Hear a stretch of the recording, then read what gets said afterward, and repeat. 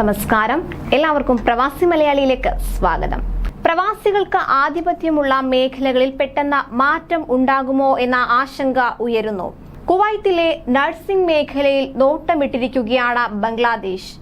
മലയാളികളായ സ്ത്രീകളും പുരുഷന്മാരുമടക്കം തൊഴിൽ ചെയ്യുന്ന ഈ മേഖലയിൽ ഇവരുടെ കടന്നുകയറ്റം പ്രതികൂലമായി ബാധിക്കും. ഇന്ത്യക്കാർക്ക് ആധിപത്യമുള്ള കുവൈത്തിലെ നഴ്സിംഗ് മേഖലയിൽ തൊഴിലെടുക്കുന്നവർ ഇതോടെ ആശങ്കയിലാണ്.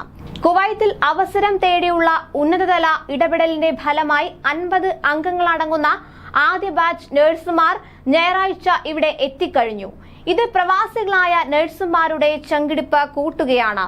കുവൈത്തിലെ Bangladesh ambassador major general Muhammad Ashiq Gusaman 50 പേരടങ്ങുന്ന ആദ്യ ബാച്ചിനെ സ്വീകരിച്ചു. കുവൈത്ത് ആരോഗ്യ മന്ത്രാലയത്തിന് കീഴിലുള്ള വിവിധ ആശുപത്രികളിൽ ഇവരെ നിയമിക്കും.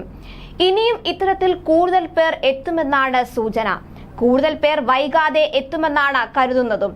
ബംഗ്ലാദേശ് വിദേശകാര്യമന്ത്രി ഡോക്ടർ അബ്ദുൽ കലാം അബ്ദുൽ മുഅമിൻ നേരിട്ട് നടത്തിയ ഇടപെടലാണ് ബംഗ്ലാദേശി ആരോഗ്യ പ്രവർത്തകർക്ക് കുവൈത്തിൽ അവസരമൊരുക്കിയത് എന്നാണ് വിവരം.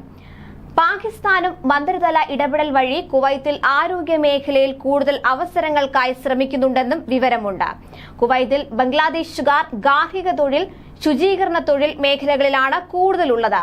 ഇവരാണ് ഇപ്പോൾ നഴ്സിംഗ് മേഖലയിലേക്കും കടന്നു വരുന്നത്. കുവൈത്തിൽ മെഡിക്കൽ രംഗത്ത് കൂടുതലായുള്ളത് ഇന്ത്യക്കാരും ഈജിപ്തുകാരുമാണ്. നല്ലൊരു ശതമാനം പാകിസ്ഥാനികളുമുണ്ട്. എന്നാൽ ഇപ്പോൾ ഗൾഫ് രാജ്യങ്ങൾ വിട്ട് പ്രവാസികളായ നഴ്സുമാർ വിദേശ രാജ്യങ്ങളായ ഓസ്ട്രേലിയ, കാനഡ തുടങ്ങിയ രാജ്യങ്ങളിലേക്ക് ചേക്കേറുന്ന പ്രവണതയും നമ്മൾ കണ്ടുവരുന്നുണ്ട്.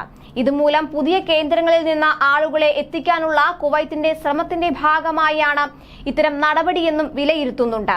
എന്നാൽ കുവൈത്തിൽ തൊഴിൽ നോക്കുന്ന പ്രവാസി നഴ്സുമാർക്ക് കൂടുതൽ പേർ മറ്റ് രാജ്യങ്ങളിൽ നിന്നും കൂടുതൽ പേർ തൊഴിൽ തേടിയെത്തുന്നത് കൂടുതൽ തലവേദനയുണ്ടാക്കും.